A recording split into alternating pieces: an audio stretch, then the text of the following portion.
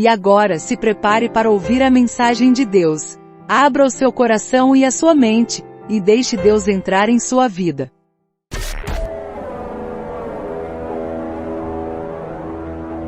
Salmo 42, verso 1. Como suspira a corça pelas correntes das águas, assim por ti, ó Deus, suspira a minha alma.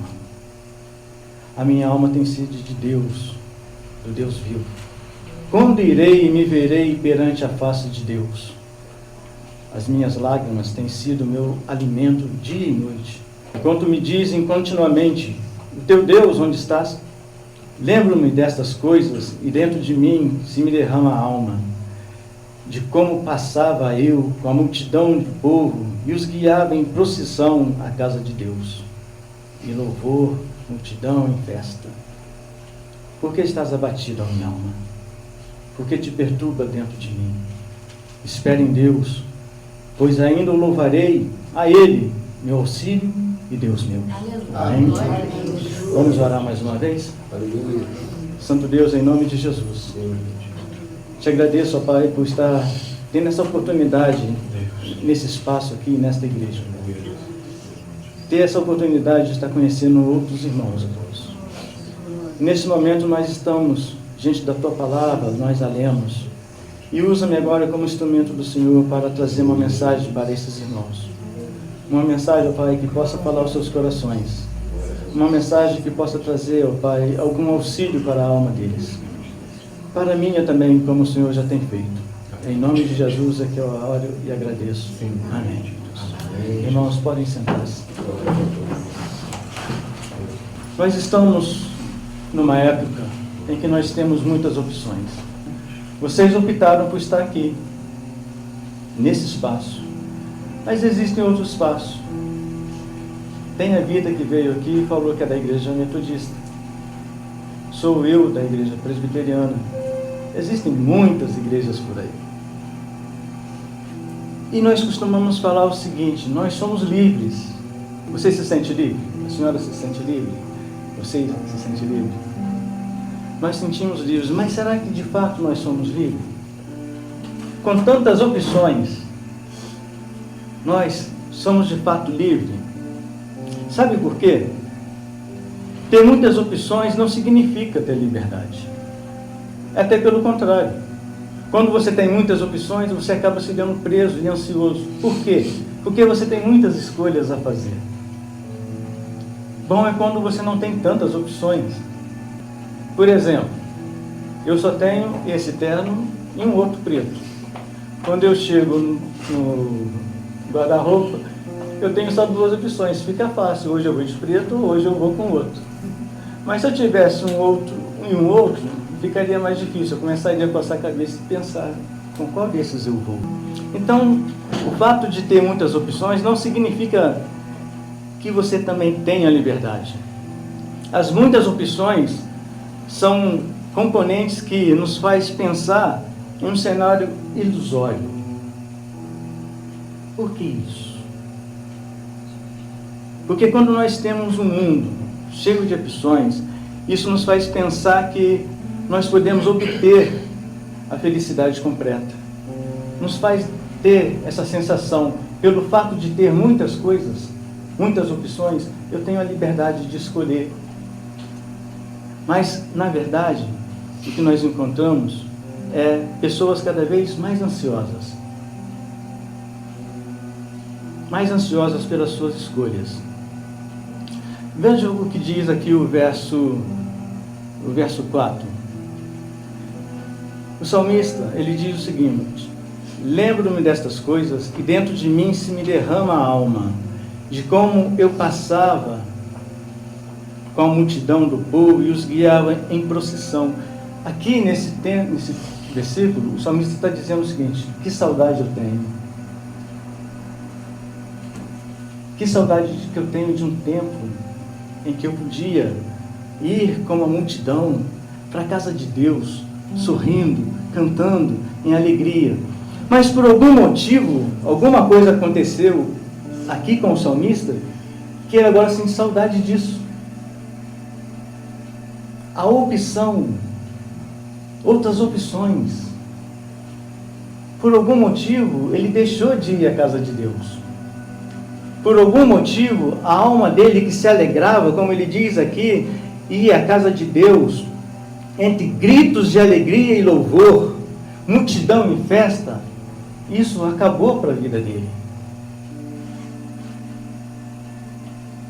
As opções, muitas vezes, nos deixam assim, nessa sensação de liberdade, mas ao mesmo tempo de um vazio. Porque o ser humano sem Deus só tem este mundo para se apoiar. Ele só olha para as coisas do mundo e começa a se apoiar nisso.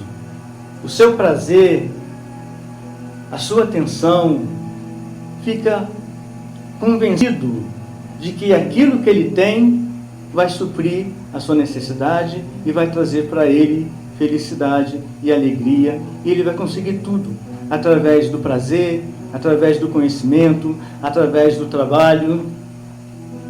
Mas como eu disse, contudo, apesar disso tudo, o que nós temos encontrado são pessoas cada vez mais ansiosas. É ansioso no trânsito, é buzina aqui, é buzina ali, para quem dirige passa por isso. Nosso trânsito aqui em Volta Redonda, que horror que é. Nós encontramos pessoas cada vez mais ansiosas. E como eu disse, a alma do salmista, aqui no verso 2, ele diz o seguinte: a minha alma tem sede de Deus. Porque a alegria acabou. O que ele buscou, diferente de Deus, não trouxe para ele alegria. E agora o que ele vê é simplesmente lágrimas, tem sido o meu alimento dia e noite. E ele diz: a minha alma tem sede de Deus. E o interessante é que não é qualquer Deus. Ele dá uma ênfase: a minha alma tem sede de Deus, do Deus vivo. Deus que nós conhecemos também. As muitas opções que nós temos é que nos deixam tão ansiosos, pois se não temos escolha, nós não temos que nos preocupar com determinadas coisas. Mas acontece que as pessoas, nós conhecemos isso, talvez você já tenha passado por isso, talvez você ainda vá passar por isso. Nós conhecemos aquele jovem que deixou a casa do pai, que pediu ao pai a sua parte de herança e foi para o mundo. Ele queria conhecer os prazeres. Hoje, no nosso dia, nós temos muitos prazeres. Quando nós chegamos aqui, o casal até viu, estava vindo um ônibus todo colorido ali. Foi a primeira vez que eu vi aquilo ali, eu nunca tinha visto. Tinham pessoas lá, deviam estar curtindo, sorrindo, como esse jovem da parábola de Jesus. Eu vou deixar a casa do meu pai, eu vou para o mundo e quero me divertir. Mas o que aconteceu com esse jovem? Coitado, perdeu o dinheiro todo. Ao ponto de chegar a comer a comida que os porcos também comiam. Uma coisa que Salomão aprendeu foi que os prazeres são tudo ilusão. Os prazeres, eles chegam, mas eles vão. Porque na vida, tudo passa. Tudo passa. Os prazeres também passam. A alegria também passa. Porque o próprio Salomão também disse que há tempo para tudo. Há tempo de sorrir e há tempo de chorar.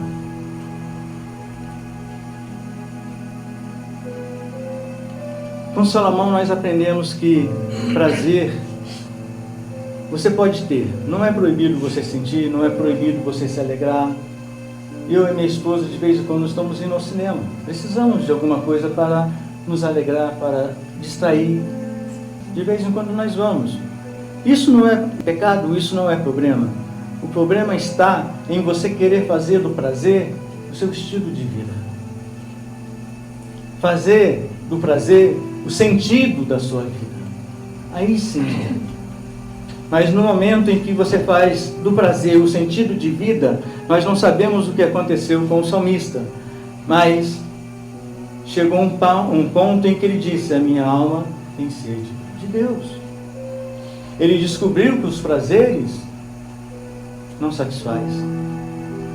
Com Salomão também nós aprendemos o seguinte: por mais sábio que eu possa ser, como ele próprio era, por mais que nós saibamos todas as coisas deste mundo, elas também mudam e não refletem necessariamente aquilo que nós necessitamos. Nós conhecemos muitas pessoas sábias, mas que não sabem nada de Deus. Nós conhecemos muitas pessoas sábias, mas que são tristes, e assim como o salmista, as suas vidas também são com lágrimas durante dia e noite, em que eles deitam a cabeça e não conseguem dormir. Porque, apesar de toda a sabedoria, ela também não vai satisfazer a sua alma. Ela não vai mudar a sua existência. Ela não vai mudar a sua essência.